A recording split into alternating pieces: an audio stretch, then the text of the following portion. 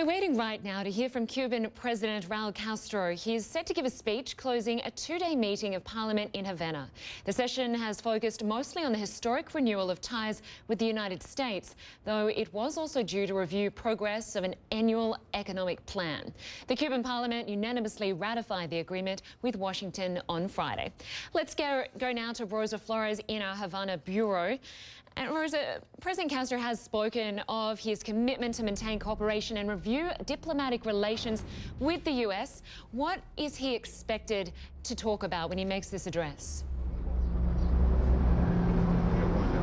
You know, that is the big mystery today. People here in Cuba are hoping that he gets into the details, how these new relations with the United States are going to impact their everyday, how it's going to impact their lives. But of course, at this point, we don't know what he's going to say or how much he is going to divulge or elaborate on those details. I can tell you this, however, here in Cuba, here is the ongoing headline, and that is that the Cuban Five are back. As a matter of fact, just moments ago, the National Assembly just opened their session, and it opened with a standing ovation for the Cuban Five.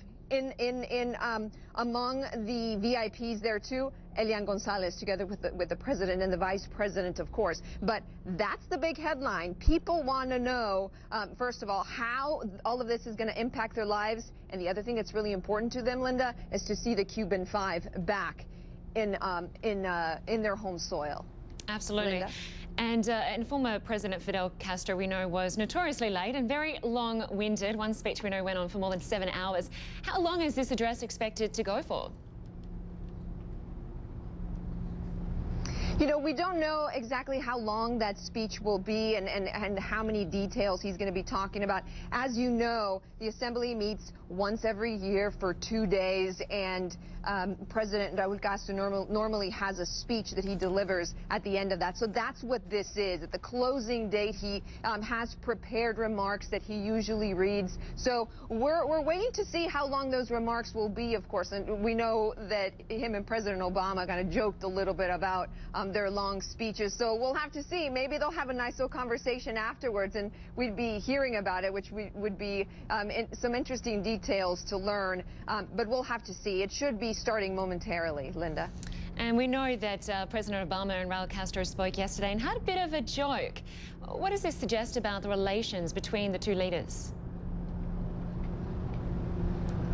You know, a lot of observers see this and say, you know, it's always nice to see these world leaders have just a dynamic conversation, to joke around. Sometimes, you know, in politics, making fun of yourself or the other person is usually a lighthearted way to break the ice. And let's face it, in this case, we're talking about more than 50 years of zero dialogue. And one of the things that's fascinating, which I really want to point out, so I'm standing in Havana right now. Take a look behind me at the beautiful horizon. Linda, Rosa, we might Florida just interrupt you. 90 miles from where I'm standing. Rosa, we might just interrupt you. The president is speaking now. Let's listen in. For the America's peoples. An occasion when we paid tribute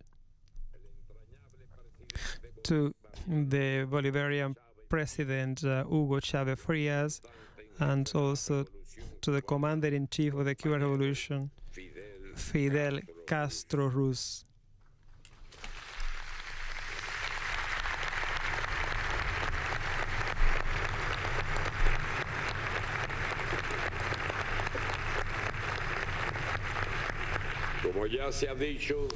As it has been stated already in this session, we've got Gerardo, Ramon, and Antonio.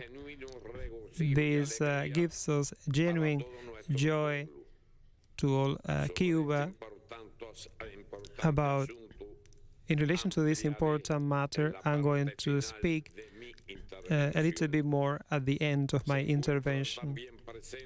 We've got here present today also Mr. Fernando and Renes and the families of the 5 heroes, and also the young Elian Gonzalez, his father Juan Miguel, and Colonel Orlando Cardozo Villavicencio. a hero of the the Republic of Cuba, who suffered a severe jail term for more than 10 years in Somalia. As usual at these parliament sessions, we got to talk first about the economy's outcome. In the year that is ending, in relation to the plan and budget for 2015,